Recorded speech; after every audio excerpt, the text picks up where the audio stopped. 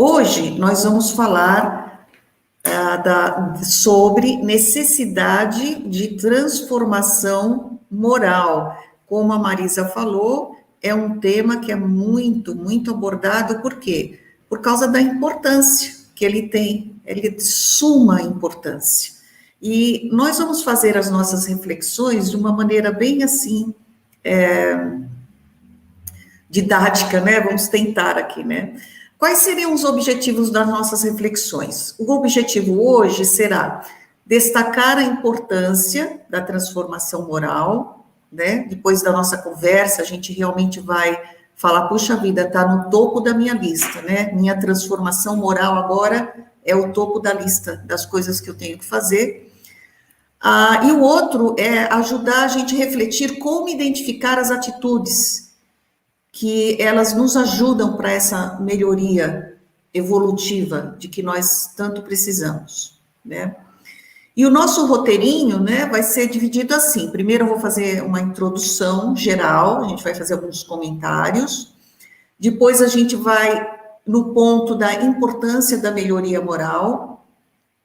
A gente vai falar sobre o empenho da transformação, de que maneira a gente pode estar falando isso. Uma das maneiras é o conhecimento de si mesmo. Então, a gente vai quebrar todos esses tópicos, né, desenvolver um pouco mais, e principalmente, ao final da nossa conversa, a gente vai ter, assim, dicas importantes de como a gente pode começar essa transformação moral, se já não começamos, né? É sempre bom lembrar como fazer. Bem, como introdução, a gente se pergunta, bom, o que é preciso fazer?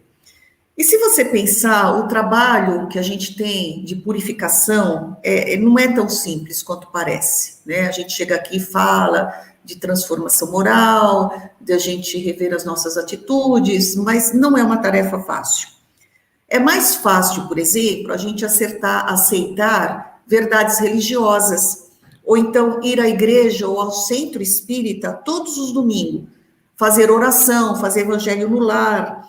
Mas ainda assim, o que está acontecendo? A gente não permite que os ensinamentos do Cristo e os postulados espíritas saiam da margem, que entrem, na verdade, entrem fundo no nosso âmago, no nosso íntimo. Então, muitas vezes, a gente não se esforça. O que falta é realmente esforço, porque exige esforço, né? E para isso, o que a gente tem que fazer? A gente tem que ter uma autodisciplina. E a autodisciplina, ela exige esforço e trabalho. E seguimos uma existência após a outra, né? Sem nos promover as mudanças que nós precisamos fazer. Essas mudanças são profundas. Por quê? Porque nós somos espíritos, a gente tem que se lembrar. A gente fica tão mergulhados, né, na nossa rotina diária, nos nossos problemas, e nós nos esquecemos que nós somos espíritos e ocupamos esse corpo. Muito bem. Vivemos, então, um momento de transição. Que estágio que nós estamos nesse momento de transição? A gente fala muito isso. Vocês estão conseguindo ver o PowerPoint? Que eu não estou conseguindo ver se vocês estão vendo o PowerPoint ou não. Creio que sim, né? Muito bem. Nós estamos no momento de transição no planeta, né? Isso é falado e a gente já está até cansado de ouvir. Nós estamos no estágio de provas e expiações a caminho da regeneração. Mas isso só vai acontecer, depende de nós para que aconteça. É por isso que a transformação moral, ela é também muito importante, tá? E aí a gente está aqui nesse meio dessa pandemia. O que está faltando, gente, que a gente vê constantemente nos acontecimentos ocorridos agora no planeta? O que está faltando aqui a gente ver? Meu PowerPoint travou. Vamos ver se eu consigo voltar. E voltar para o PowerPoint. Vamos ver se agora vai. Foi. Falta compreensão fraternal. Então, para promover a nossa transformação moral, nós vamos precisar da autodisciplina. Mas também a gente precisa de muito mais. Então, por exemplo, esse momento que a gente vive de pandemia está exigindo o quê? Testemunho de nós. Nos testando aos limites. Então, acontece que muitos de nós, a gente se comporta como se não tivesse acontecendo nada. Então, por exemplo, alguns estão negando a ciência, esquecendo que o espiritismo e a ciência andam de mãos dadas. A gente não nega a ciência, a gente abraça a ciência. Então, muitas pessoas se recusam a usar máscara e outras providências que a ciência, né, os médicos são cientistas, têm dito para a gente o quanto é importante. E por que isso está acontecendo? Falta o quê? Na gente reconhecer o sentimento de fraternidade e responsabilidades que nós temos um com o outro. Porque se eu não uso máscara e faço todas as outras coisas que estão me pedindo para fazer, eu não estou pensando no outro. Eu estou pondo em risco a vida do outro, sem contar a nossa mesma, né? Então está faltando aí uma compreensão fraternal. A outra situação que a gente vê, chega notícias para a gente que bilionários em vários países cresceram a riqueza durante a pandemia. É ultrajante, não é? E é muito triste. Por quê? Porque eles cresceram enquanto outros estão perdendo os empregos, perdendo moradia, perdendo a saúde. Onde está a fraternidade? Né? Onde está o espírito de sacrifício que a gente tem que fazer nesse momento?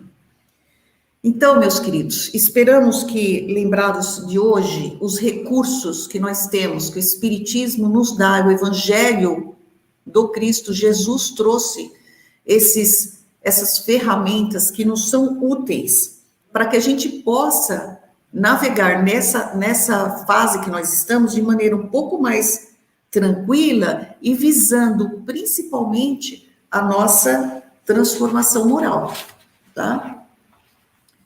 Continuando, tudo que a gente quer é harmonia espiritual. Então, a gente tem aqui, no texto que está no Evangelho segundo o Espiritismo, no capítulo 5, a calma e a resignação adquiridas na maneira de considerar a vida terrestre e a confiança no futuro dão ao espírito uma serenidade que é o melhor preservativo contra a loucura e o suicídio.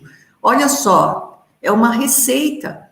O que é o melhor preservativo contra a loucura e suicídio? A calma e a resignação. Porque a gente tem o quê? Confiança no futuro. Isso tudo é temporário, tudo isso vai passar. Continuando no texto, com efeito, é certo que a maioria desses casos de loucura se deve à comoção produzida pelas vicissitudes que o homem não tem coragem de suportar. Porque dificuldades, né, que são as vicissitudes, nós vamos ter, sempre teremos. Mas a gente tem que ter o quê? Coragem de enfrentar, sabendo que elas vão passar. Continuando no texto, se, portanto, pela maneira com que o Espiritismo faz encarar as coisas deste mundo, o homem recebe com indiferença, mesmo com alegria, os reveses e as decepções que o teriam desesperado em outras circunstâncias. É evidente que essa força que o coloca acima dos acontecimentos preserva-lhe a razão dos abalos, e que, se não fora isso, a teriam perturbado. Quantos de nós, ao conhecermos a doutrina espírita, com a qual nós não vivemos mais sem, nos falamos a nós mesmos, graças a Deus nós temos a doutrina espírita que nos dá a luz dos acontecimentos atuais, por que estamos passando por isso e para onde nós estamos indo, que nos dá essa certeza, né? E é para isso que serve, né?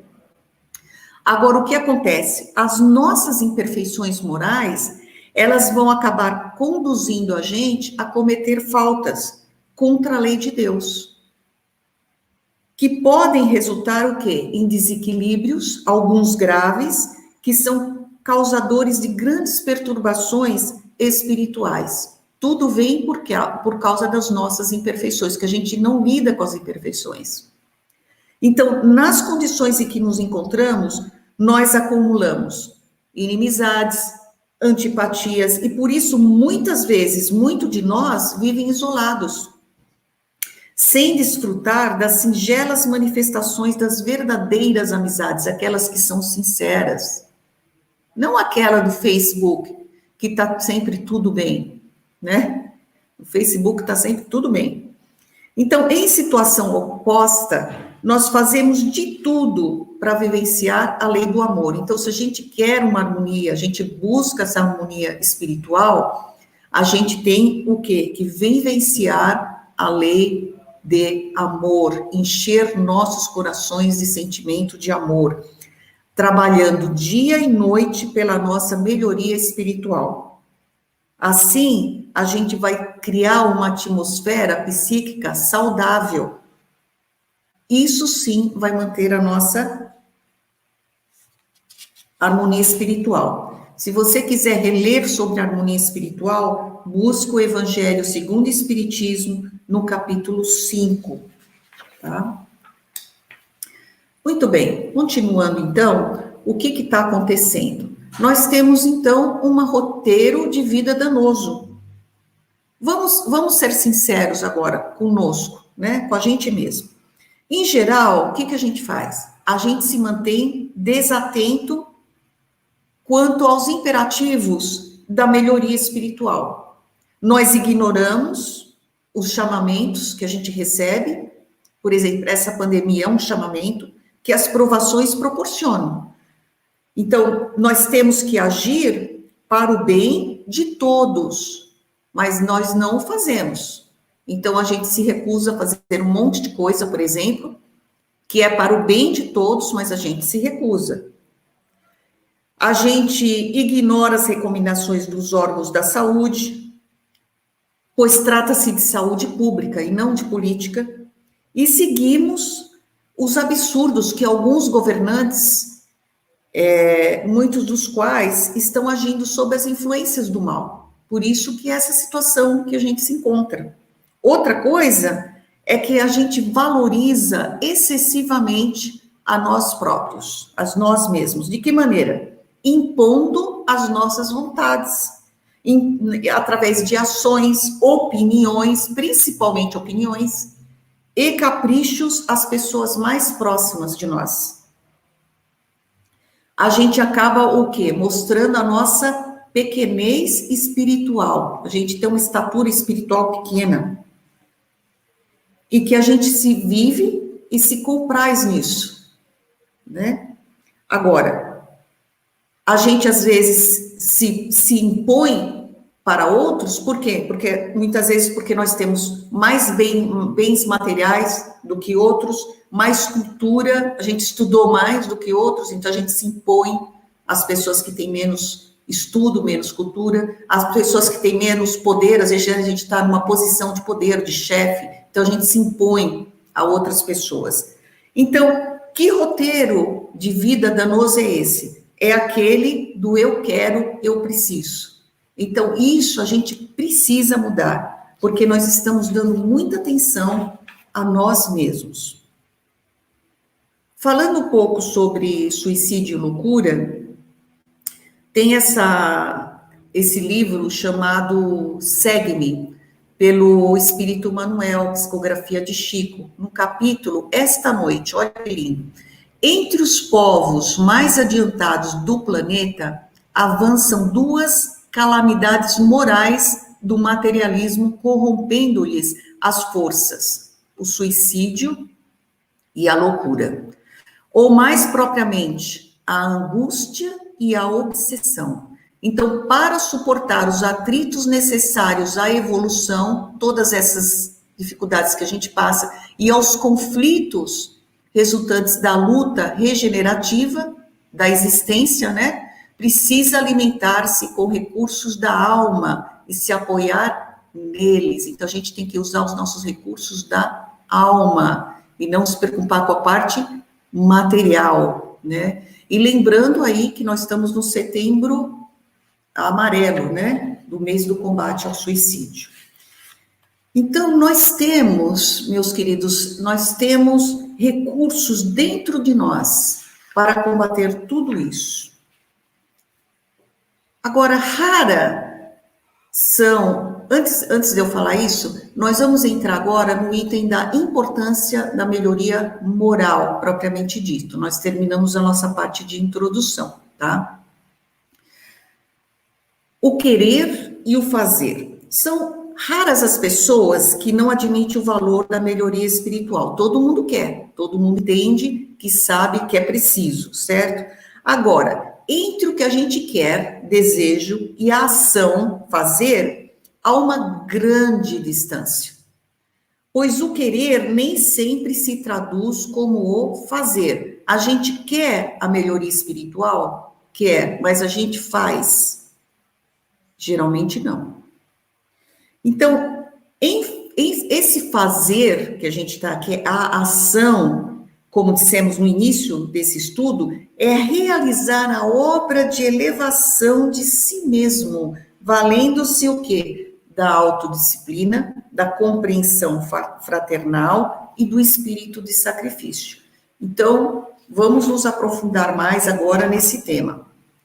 Nós trouxemos aqui o apóstolo Tiago, de acordo com a Bíblia de Jerusalém, né? De acordo com o capítulo 4, versículo 8 de Tiago, purificai vossas mãos, pecadores, e santificai vossos corações dúbios.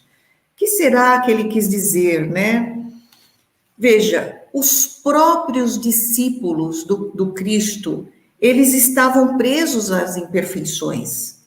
E como nos lembra o apóstolo Tiago, purificai vossas mãos, pecadores, e santificai vossos corações dúbios. O Espírito Emmanuel, através da psicografia de Chico, no livro Caminho, Verdade e Vida, que, aliás, um livro que a gente recomenda para ter livro de cabeceira, no capítulo 18, ele faz um comentário dessa passagem de Tiago, explicando assim, eu vou ler para vocês.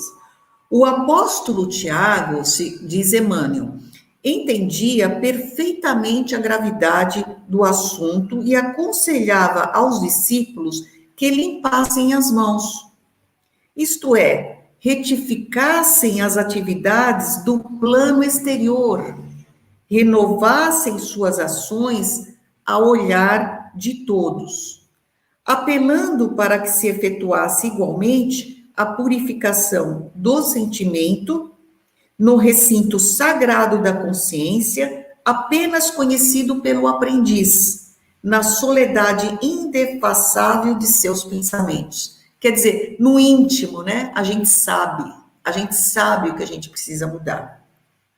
O companheiro valoroso do Cristo, né, que ele está se referindo a Tiago, contudo, não se esqueceu de afirmar que isso é trabalho para os de duplo ânimo. Veja, ele não fala para trabalho de ânimo, duplo ânimo, porque semelhante renovação jamais se fará tão somente à custa de palavras brilhantes. Então, os discípulos podiam ter os discursos mais lindos, mas Tiago estava dizendo, não adianta, tem que ver no seu íntimo aquilo que tem que ser melhorado no íntimo.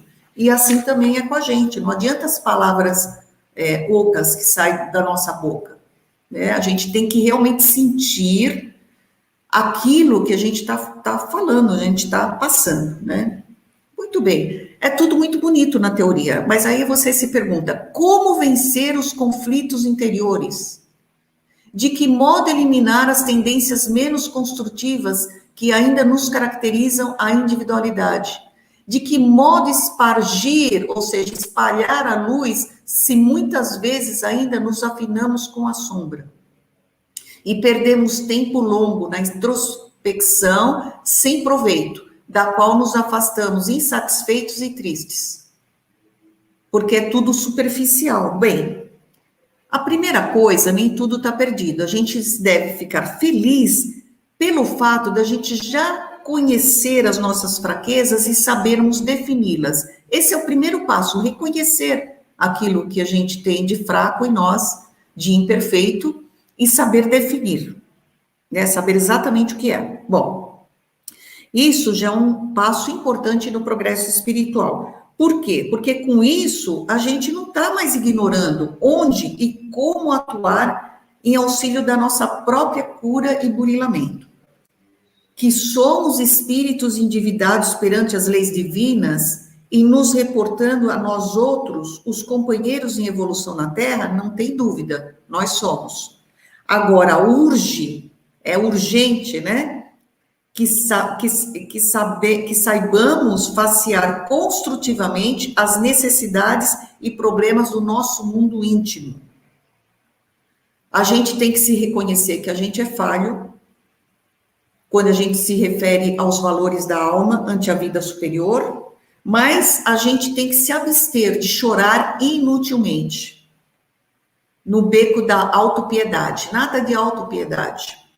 Ao invés disso, a gente trabalha na edificação do bem de todos. A gente enfatiza sempre aqui, ao trabalho do bem de todos. Vamos falar um pouco sobre essas imperfeições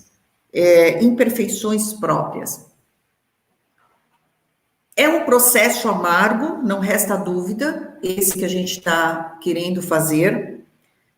A gente, às vezes, não vai receber apoio de quem nós gostaríamos, de pessoas que representam para nós modelos de conduta, moral, por exemplo, familiares, amigos, líderes religiosos, terapeutas.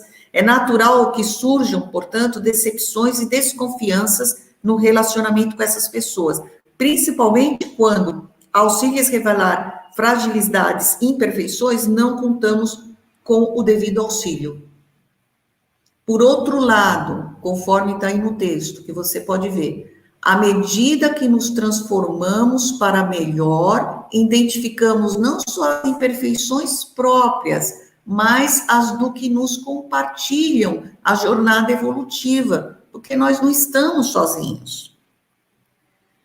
Certo? Nós não estamos sozinhos. Então, é provável também que reconheçamos no processo espíritos mais adiantados, caminhando conosco. Não só aqueles que compartilham as imperfeições, mas aqueles que estão mais adiantados, sem que nunca lhes tenhamos dado o devido valor ou consideração. Essa transformação e as imperfeições, reconhecer as imperfeições próprias, causa tudo isso em nós. Vai ter pessoas que vão se afastar, porque vão se assustar com as mudanças, mas, em compensação, outras vão se aproximar. E também a gente vai ver pessoas que a gente não dava valor antes e que agora a gente fala, puxa vida, aquela pessoa não enxergava antes como ela era. Então, são almas bondosas que vêm nos socorrer sem pretensão nenhuma nesse momento. Uma coisa também, agora, importante, é a vontade, tá? Quando a gente passa daquela fase que a gente está vacilando, né? Aquela fase inicial que a gente fica vacilando, a gente desenvolve, depois que a gente passa dessa fase, uma conscientização que a gente precisa perseverar, a gente precisa se manter nesse programa de melhoria espiritual. Por quê? Porque já apareceu dentro de nós uma necessidade íntima muito forte. Assim, a gente se esforça para combater as imperfeições e desenvolver virtudes. E a gente percebe, assim, que é necessário abrir mão de certos comportamentos e atitudes. É um desafio. Mas a gente tem que ter a vontade, porque a vontade, ela é importante. Olha o que diz aí no livro Seara dos Médiuns, pelo Espírito de Emmanuel, Psicografia de Chico. A vontade é a gerência esclarecida e vigilante, governando todos os setores da ação mental. Todos os setores da ação mental. Então, a gente chegou num ponto, é que nem dieta, a gente faz uma dieta, aí a gente se sente bem. Não necessariamente para perder peso. Às vezes a gente muda uma dieta e a gente, puxa, estou me sentindo tão bem, E a gente tem que se lembrar dessa sensação de estar bem, porque essa sensação de estar bem vai nos motivar a continuar e a não voltar para aquele comportamento antigo, desastroso, né? A gente precisa se lembrar e nos manter, né? Aí a gente lembra dessa passagem do Evangelho de Lucas, no capítulo 6, versículo 41. Ele diz o seguinte: porque olhas o cisco no olho do teu irmão e não percebes a trave que há no teu? Então, quando a gente atinge o estágio de compreensão, a gente acaba se tornando o quê? Mais tolerante em relação às falhas dos outros. Porque a gente entende o nosso papel, entende por que nós somos assim. Aí a gente aprende o quê? A perdoar ofensas, nos revelamos mais solidários, mais fraternos, nós vigiamos mais a nós mesmos do que o outro, né? Parou aquela história, vou ler, olha, estou lendo o Evangelho, eu lembro, olha, aquela pessoa se beneficiaria muito dessa parte do Evangelho, esquecendo que é nós mesmos que estamos lendo primeiro. E assisti uma palestra que seria ótimo para essa pessoa aqui, que ela precisa mudar aquele comportamento, esquecendo-se de que você assistiu primeiro a palestra do que aquela pessoa. Então, aquela palestra foi para você mesmo, né? Então, a gente vai vigiar mais a nós mesmos do que o outro. Então, essa máxima evangélica, ela deixa de ser apenas uma frase bonita, né? Ela vai adquirir o quê? Uma cor nova. Porque nosso olhar mudou, a gente está promovendo a nossa transformação moral. A gente não vê mais as coisas do jeito que estava. Outra parte ainda, a gente vai trazer mais uma passagem do evangelista Tiago, sofre pelas lutas que tem de enfrentar, mas sem alarde, empenha-se em libertar do mal, mesmo que intimamente esteja aflito, como aconselha o apóstolo Tiago. Entristecei-vos, cobri-vos de luto e chorai. Transforme-se vosso riso em luto e vossa alegria em desalento. Humilhai-vos diante do Senhor e Ele vos exaltará. Então, a gente vai sofrer pelas lutas que a gente tem a enfrentar, nós já estamos sofrendo, né? Mas sem alarde, a gente vai fazer aquilo que a gente tem que fazer. Né? O que nos cabe fazer, sempre visando o bem, né? Bom, nós terminamos a parte que a gente falou sobre a melhoria espiritual propriamente dita, de como identificar os estágios em que nós estamos, e agora a gente vai falar um pouco sobre o empenho da transformação moral. E a gente trouxe aqui essa passagem do livro chamado Rumo Certo, do Espírito Emmanuel, capítulo 23, que chama-se Autoaprimoramento. Muito bem. Jesus, o mestre dos mestres, apresenta uma chave simples para que se identifique os legítimos seguidores. Conhecê-los-ei pelos frutos.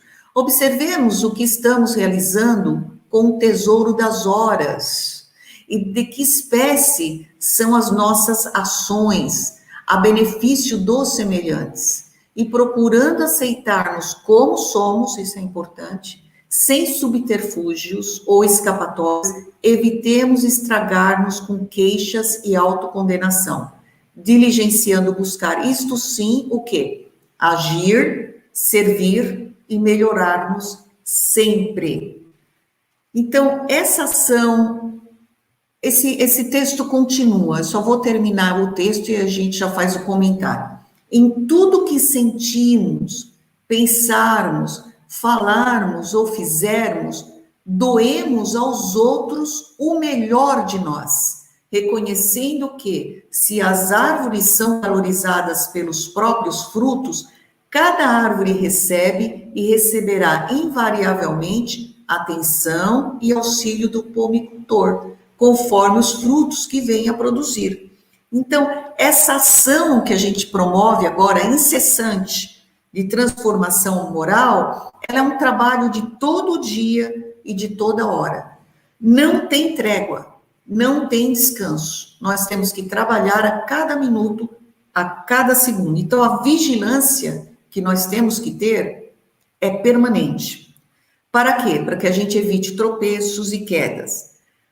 Agora, mesmo que a gente não consiga fugir das recaídas, porque afinal nós somos humanos, é essencial que a gente não se deixe levar por excessivo sentimento de culpa. De ser excessivo, sentirmos culpados, nós vamos sentir. Puxa, eu não devia ter falado com a pessoa daquele jeito, eu sei ser melhor do que isso. Mas não ficar insistindo na culpa, né? Ficar obcecado pela culpa, isso não é bom. Então, é importante, sim, a gente conservar uma atitude positiva, de vigilância, não somente mental, mas também emocional. Né? Agora a gente vai pegar aqui a passagem de Mateus, no capítulo 22, versículos de 37 a 39. Antes de eu ler essa mensagem, eu tenho o seguinte comentário. É quase impossível a gente se melhorar moralmente sem sacrifícios ou renúncias, não é mesmo? A gente sempre vai ter que fazer sacrifícios, esforços, e a gente vai ter sempre que fazer renúncias. Estas são experiências educativas que nos favorecem o desenvolvimento da capacidade de discernir entre o bem e o mal. Nós fizemos aqui uma palestra, uma reflexão, vamos dizer assim, sobre o joio e o trigo. Procure lá no nosso canal do YouTube, que é justamente o bem e o mal. Então, dessa forma, o espírito aprende a fazer, nós vamos aprender a fazer escolhas mais sensatas, conquistar amizades preciosas que nos auxiliem no propósito da nossa mudança. A gente percebe, vocês que já estudam espiritismo, muita coisa já deve ter mudado ao seu redor. As pessoas, como você se relaciona com as pessoas que você escolhe ter amizade, tudo vai mudando naturalmente, porque nós estamos trabalhando nessa progressão. A gente entende finalmente que não é possível evoluir sem a sincera manifestação de amor ao semelhante, de acordo com esta instrução evangélica de Mateus. Amarás ao seu Senhor, teu Deus, de todo o teu coração, de toda a tua alma e de todo o teu espírito. Esse é o maior e o primeiro mandamento. E o segundo é semelhante a esse: amarás o teu próximo como a ti mesmo. Ou seja, ver todos como irmãos e irmãs que somos. Então, antes de explodir com alguém, né, antes de cometer um ato que você vai se arrepender, pense. Pare e pense, por que essa pessoa age dessa maneira e por que eu estou tão irritada com essa pessoa. Isso vai poupar bastante aborrecimento. E a gente tem aqui uma passagem do livro de Emmanuel. Ele diz o seguinte, que a transformação para melhor, ela está simbolicamente representada, melhor, em duas asas. Conduzirão o espírito humano à presença de Deus. Uma chama-se amor e a outra sabedoria. Do livro que a gente já mencionou aqui, Pensamento e Vida. Vamos ampliar um pouco esse conceito, né, que o orientador espiritual Emmanuel está dizendo. O que é esse amor que a gente fala? É, acima de tudo, serviço aos semelhantes. A criatura, quando a gente presta um serviço ao semelhante, a gente se ilumina, nós ficamos mais formosos por dentro, certo? E a gente emite essa luz em favor dos outros, o reflexo das nossas próprias virtudes. Por isso que a gente se sente bem fazendo bem, não é verdade? E a sabedoria? A sabedoria começa o quê? Na aquisição do conhecimento. A gente se comunica os reflexos da própria grandeza, impelindo-a para o alto. a gente vai adquirindo o quê? Conhecimento evangélico, por exemplo, que nos dá bastante conhecimento, bastante sabedoria para podermos aplicar em nossas vidas. Então, através do amor, a gente valoriza para a vida. Através da sabedoria, nós somos pela vida valorizados. Daí, o imperativo que a gente tem, que duas coisas têm que andar juntas: a inteligência e a bondade.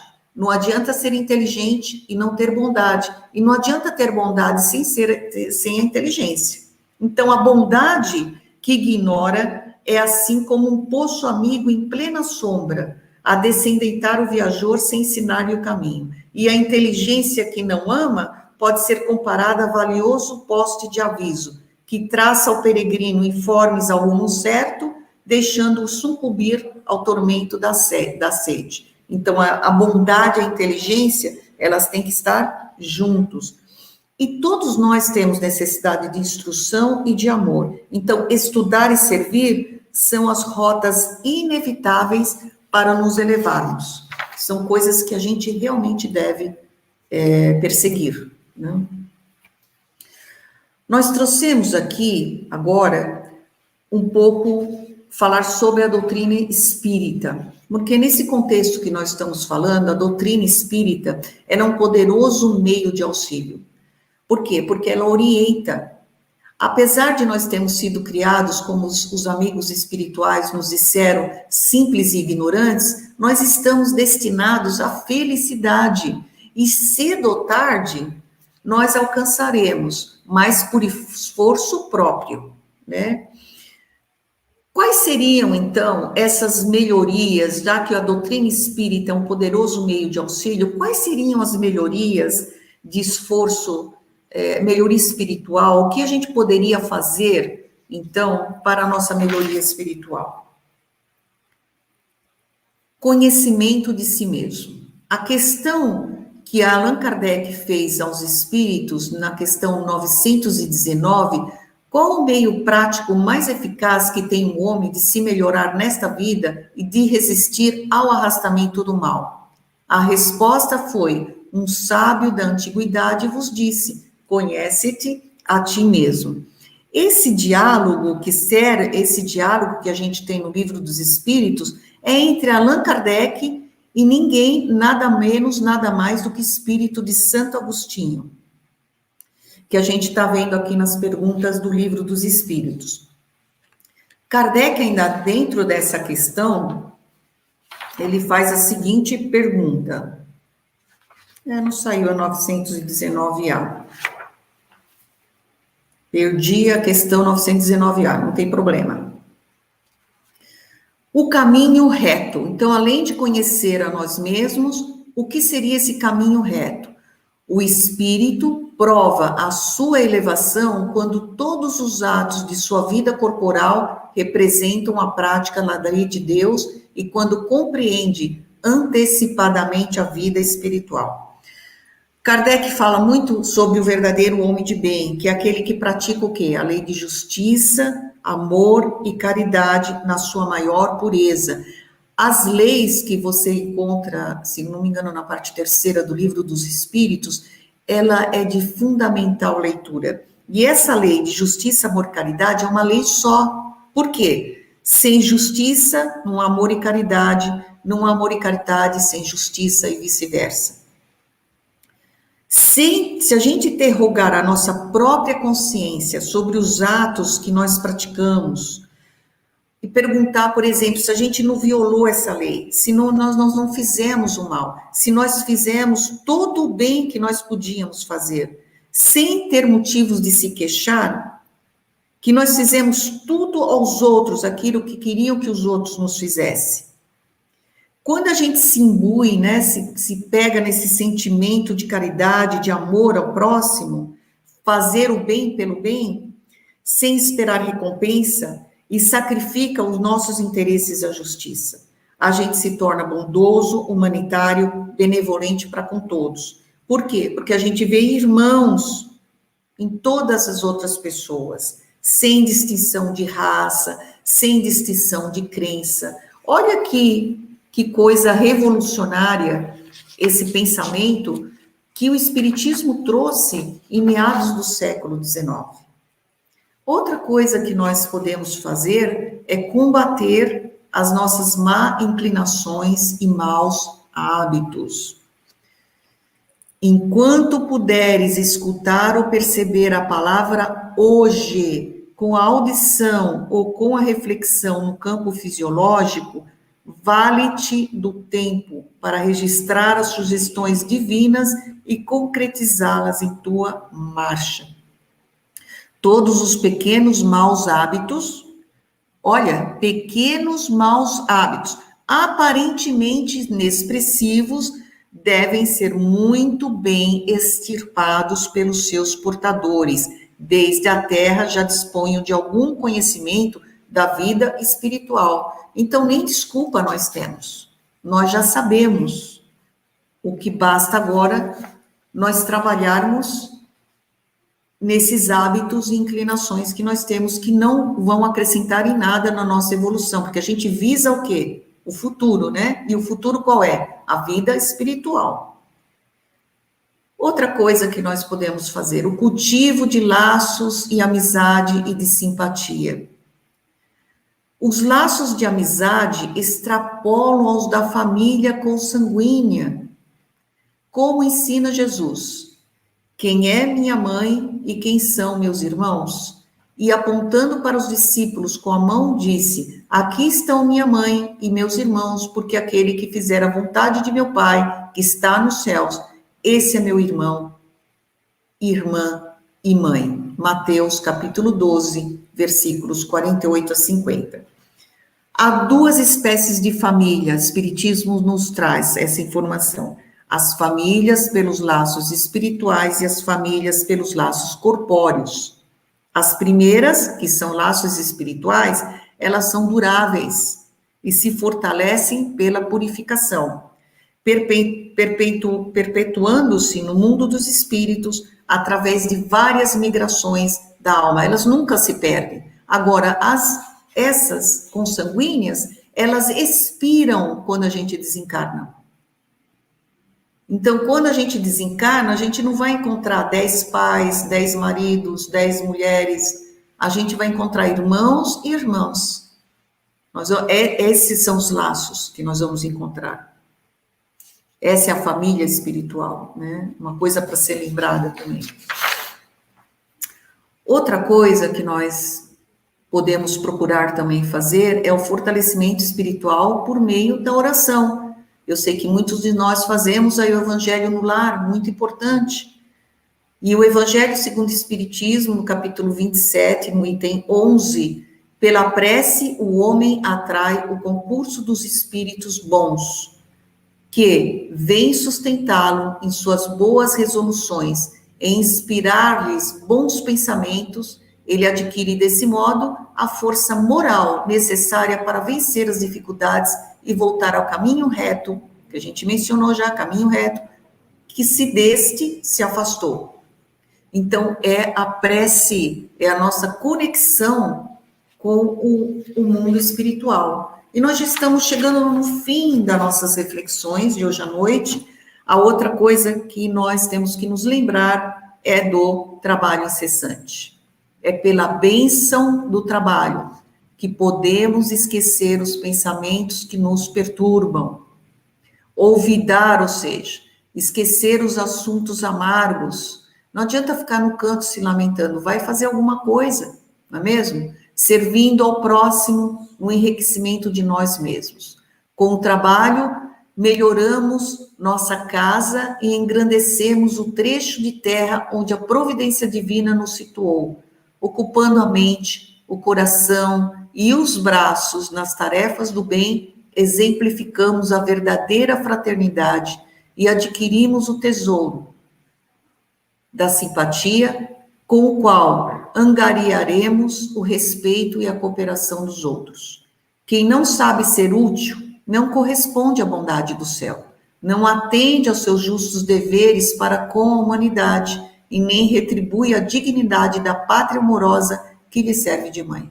O trabalho é uma instituição de Deus. O Espiritismo traz uma das leis, a lei do trabalho, como sendo uma das leis divinas de grande importância. A gente está falando de trabalho útil, né? Trabalho útil. Essa passagem, essa linda passagem, ela está no livro Pai Nosso, Psicografia de Chico, do Espírito Memei. E esse livro, Pai Nosso, é um ótimo livro também para o Evangelho no Lar. Então, meus queridos, conhecimento é que não nos falta, não é mesmo? Então, eu desejo que a nossa reflexão de hoje promova em cada um de nós uma centelha de amor no coração. É isso que eu desejo. E assim nós terminamos as nossas